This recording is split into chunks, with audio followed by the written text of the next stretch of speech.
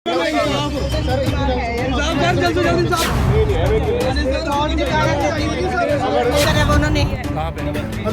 माजरे में।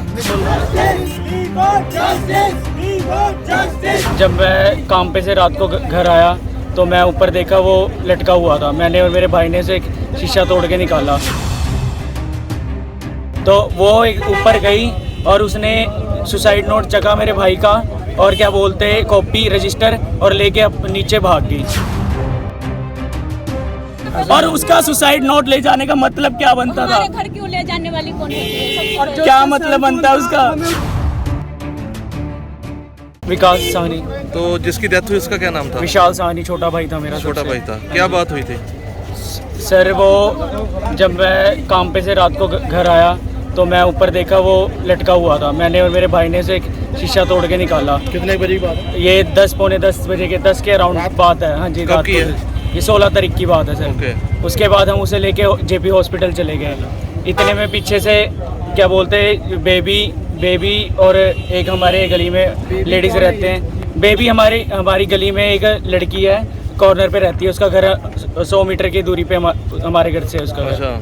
तो वो एक ऊपर गई और उसने सुसाइड नोट चखा मेरे भाई का और क्या बोलते हैं कॉपी रजिस्टर और लेके नीचे भाग गई। अच्छा। घर उसके साथ थे मुन्नी देवी जी, जो क्या बोलते हैं हमारी गली में रहते हैं 3-4 मकान छोड़ के। अच्छा। उसके बाद जी हम संस्कार में लगे रहे। हमने ये क्या बोलते हैं पोस्टमार्टम के बाद बॉडी संस्कार करा। उसके बाद मुन्नी देवी जी ने मुझे बताया आपको चिट्ठी मिली। हमें पहले चिट्ठी का कोई कुछ नहीं पता था। हमने पूछा कौन सी चिट्ठी, तो कह रहे जो बेबी लेके गई है।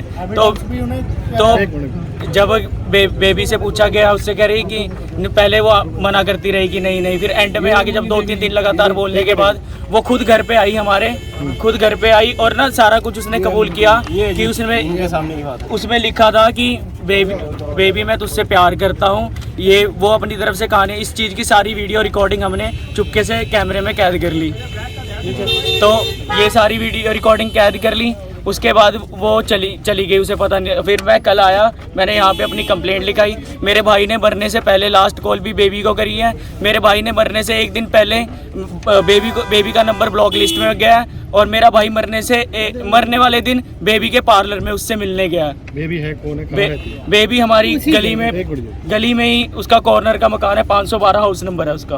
अच्छा। उसकी माता का नाम श्यामा देवी है। क्या काम करती है? ये वैसे तो ये मेन पेशा इनका ये फ्रॉड का ही है। ये लोग लड़के फंसा के ये करते हैं, लेकिन दिखावे के लिए इन्होंने ब्यूटी पार्लर खोला हुआ है। इसका एक बॉयफ्रेंड है उमेश मौर्य, वो जो हमें धमकियां दे रहा है कि जो मुन्नी देवी जो उनके साथ गई थी कि अगर तूने बताया बयान दिया कि सुसाइड नोट मिला है तो हम तेरे को जान से मार देंगे, तू पति के साथ अकेले रहती है। इस चीज़ की भी कॉल रिकॉर्डिंग है हमारे पास। सुसाइड नोट कहाँ है इस टाइम बेबी के पास है। वो कह रही है कि हमने डिस्ट्रॉय कर दिया, खत्म कर दिया। सर उसके लास्ट बयान थे वो। हाँ जी, उसकी रिकॉर्डिंग है। हमारे घर में क्या चाहते हो? क्या मांग रहे हो? हम इंसाफ चाहते हैं सर। हम इंसाफ चाहते हैं। जो भी उचित कार्रवाई है, जो भी दोषी है उसे सजा मिले सर। हमारे भाई को हमारा तो सब कुछ चला गया। आपको क्या लगता है बेबी के करके? हाँ जी, बेबी के मेन रीजन ही वही है सर। कोई किसी को ब्लॉक लिस्ट में क्यों डालता है जब किसी से परेशान होता है? एक दिन पहले ब्लॉक लिस्ट में डाला और मरने से पहले उसे कॉल किया सर। और उसका सुसाइड नोट ले जाने का मतलब क्या बनता था? घर क्यों ले जाने वाली कौन होती है? क्या मतलब बनता है उसका? हमें उसके बॉयफ्रेंड के हाथ तो ही मिला। उसके बॉयफ्रेंड, उसका गर्लफ्रेंड के हाथ बॉयफ्रेंड उमेश मौर्य। जब मैं आई तो मेरे को करे, मैंने डर के मारे पुलिस के मैं चिट्ठी फाड़ दी। डर के मारे फाड़ दी उसने सर। एविडेंस खत्म कर दिया सर। उसमें उसी के बारे लिखा था सर। वही ब्लैकमेल कर रहे थे उसे सर। उनका पहले भी चंडीगढ़ में ऐसी बात आपके सामने हुई है? आपके भाई ने करी है? नहीं सर, कभी मेरे भाई ने कभी कुछ ऐसा हमारे सामने जिक्र ही नहीं किया सर। कितनी उम्र थी? कितनी? उसकी 20-21। क्या करता था सर? वो जिम में जॉब करता था। अभी नहीं कर रहा था। मंजू देवी। क्या बात हुई है? मेरे लड़का से कोई बात नहीं हुआ था। मरने से पहले मेरे लड़का बोला था मम्मी मेरे को लाख रुपया दे दे, मेरे को बिजनेस करना है। जबकि ये लड़का घर में कोई पढ़ाई सिर्फ करता था, कोई काम नहीं अभी करता था। जिम ट्रेनर था, जिम करते थे। अच्छा। हाँ जी सर। कितनी उम्र थी? इसका उम्र सर 20 साल। तो क्या कारण क्या हुआ मरने का? क्या कारण उसका? कोई कांड नहीं, सुसाइड केस लिखा था। चिट्ठी उन्हें बेबी ने, लड़की ने उठाकर फाड़ दी। बेबी कौन है? बेबी लड़की है, मेरे को बोलने दे। और वो बेबी ने, मैं मांगी ना तो मेरे को कह रही है मैं आपको लड़का के बारे में लिखा था जब मैं भाई के कारण मर रहा हूँ, इसलिए मैं वो चिट्ठी फाड़ दी और आपको मैं दिए नहीं। किस कारण क्या लिखा? किसके कारण मर रहा हूँ? उसने क्या बोला था? वो बेबी ने बोली लड़की ने। मेरा नाम मुन्नी देवी है। आपने देखा था सुसाइड नोट? सुसाइड नोट में देखी थी, जैसे पूरी कहानी खत्म होने के बाद मेरे को पड़ोसी फोन करी, मुन्नी तुम नीचे उतरो, देखो गली में क्या हो गया। मैं, मेरा हस्बैंड, मैं अंदर नीचे आकर बैठ गया, मैं थरथरा रही थी, तब तक ये आई, सारा काम हो चुका था, बॉडी हॉस्पिटल में आ चुकी थी, मैं कुछ भी नहीं जानती थी, मगर आकर बैठ गई थी। तो ये आई, बोल रही है भाभी, मुन्नी भाभी आओ मेरे साथ चलो। अब मैं सोची इन लोग फोन किए होंगे ऊपर जाने के लिए, चलो मैं चल रही हूँ। मैं गई ऊपर, तो जैसे शीशे फोड़कर जिस तरह से निकाले हुए थे बॉडी का, वहीं पे कॉपी रखा था, डायरी मोटी सी, ये नॉर्मल कॉपी वाला रखा था। तो मैं उठाई, पेन भी उसी में था, उसमें लिखा था, इतना पढ़ी मैं जो मैं सुसाइड कर रहा हूँ, तब तक वो छीन ली।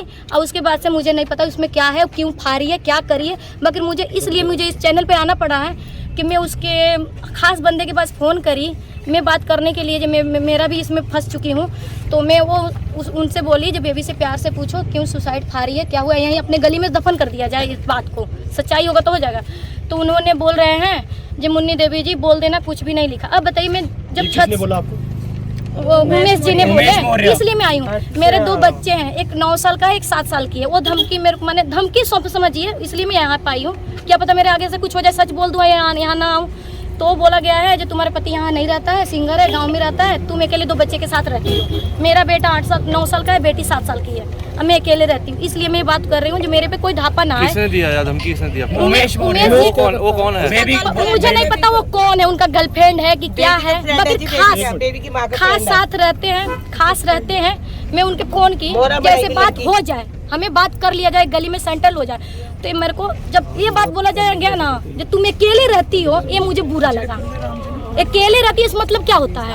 एक लेडीज फोन कर रही है ना, एक लेडीज रहती है, तुम अकेले रहती, इसका मतलब धमकी हुआ।